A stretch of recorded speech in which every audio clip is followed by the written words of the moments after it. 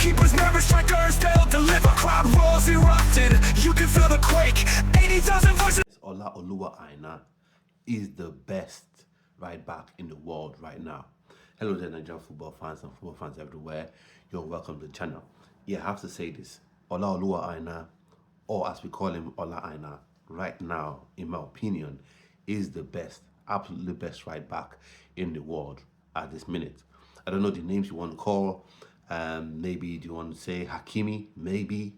But in terms of all-round game, attacking, defending, down that right flank, I think he is the best in my opinion.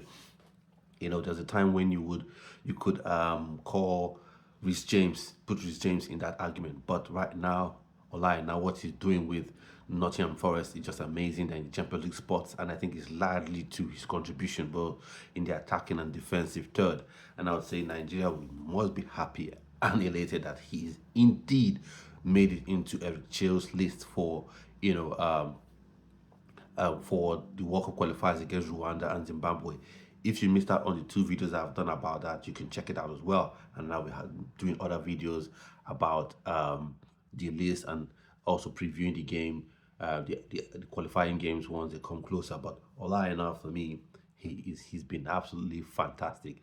You can even say Trent Alexander-Arnold. Alexander-Arnold is a good passer of the ball. That's it. We all know defensively he's not the best. You know, at Liverpool, other Jurgen Klopp and the slot at the minute, you have to, they have to find ways to cover up for his defensive lapses. Maybe push him towards the midfield a bit, and then you have a centre back covering up, or you have Gravenberch dropping in there. Sometimes when the team really wants to attack. So you see, Ola Aina, when it comes to defending, attacking, he is the best at the minute. And for me, it just takes you back to 2019 when he was let go by Chelsea. And it was a bit odd for me because, it was at that period where you had Frank Lampard as Chelsea head coach, and he was all about youth. It was all about using Cobham graduates. And Ola Aina was not even allowed to be part of the preseason. And at that time, he was ahead of Reece James in his development, because I think he was the set prior to Reece James, or 2 sets ahead of Reece James.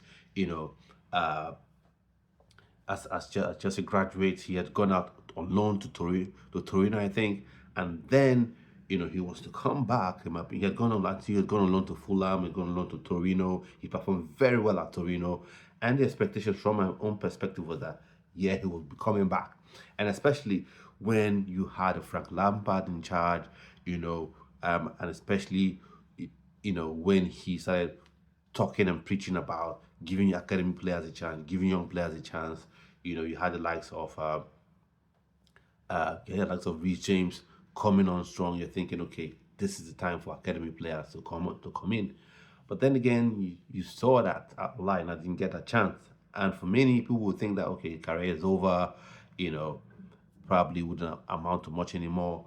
But he grew from strength to strength, and then eventually, I think he went to Torino. Torino signed him permanently, and then several years later, he joined up with Nottingham Forest, and he's been on excellent form this season. So for me, right now on form, he is the best, absolute best right back in the world.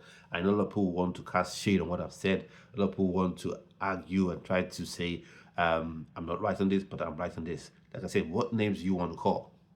Let's look at the names you want to call at right back. Barcelona, who is the right back really? Who is the right back? When I'm talking about right backs, I'm talking about the complete article, the complete package.